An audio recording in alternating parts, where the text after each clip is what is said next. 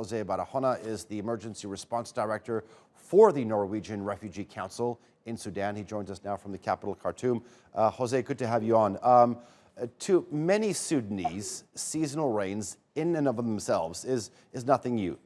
I mean, every year when June and October, between the months of June and October, people are used to seasonal downpours, and they've learned to live with it. But this year's rains are literally being called the floods of the rains of the century. I mean, how bad is this situation? Yes, thank you. I mean, the Nile River, especially the Blue Nile, which is the one coming from Ethiopia, it is the highest level in more than 100 years. The Sudan continues having a similar amount of rain a year, but now because of climate change, is much more concentrated in a few days. So people were used to, and they had the coping mechanisms to deal with annual flooding, but the level now of rain concentrated just in a few days, and the amount of water arriving from both the White Nile from Sudan and the Blue Nile from Ethiopia, it concentrates in Khartoum and is getting to levels that were never seen. And simply to add that this is only adding, let's not forget what Sudan is dealing with. It comes from a few years of really deep economic crisis. Then we had COVID as the rest of the planet. There were lockdowns as well, especially in Khartoum.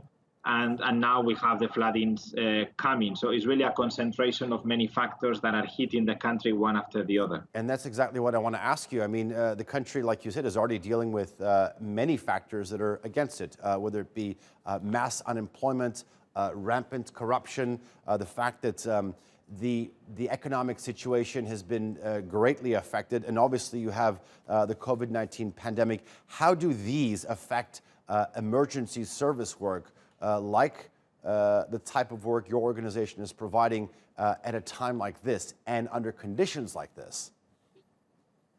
Yes, good question. I think we are forced sometimes to do decisions that we shouldn't be forced to do. For example, this week I was working with my team. We were ready to go to another state in White Nile to offer aid to almost 1 million refugees from South Sudan that are there. And then suddenly we have the floods here in Khartoum, and we are put in the position to say, okay, what do we do? Do we prioritize the support to the refugees from South Sudan, or do we contribute to the floods in Khartoum? We shouldn't, not only we, I mean, all humanitarian sector, we should have resources enough not to have to make these kind of hard decisions of who is going to receive support and who is not. We should be able, Sudan is facing several crises. It has a new government that is trying hard to get the country out of this situation. Let's remember that only 10 days ago, there were peace agreements signed in Juba between the government and 5 armed groups.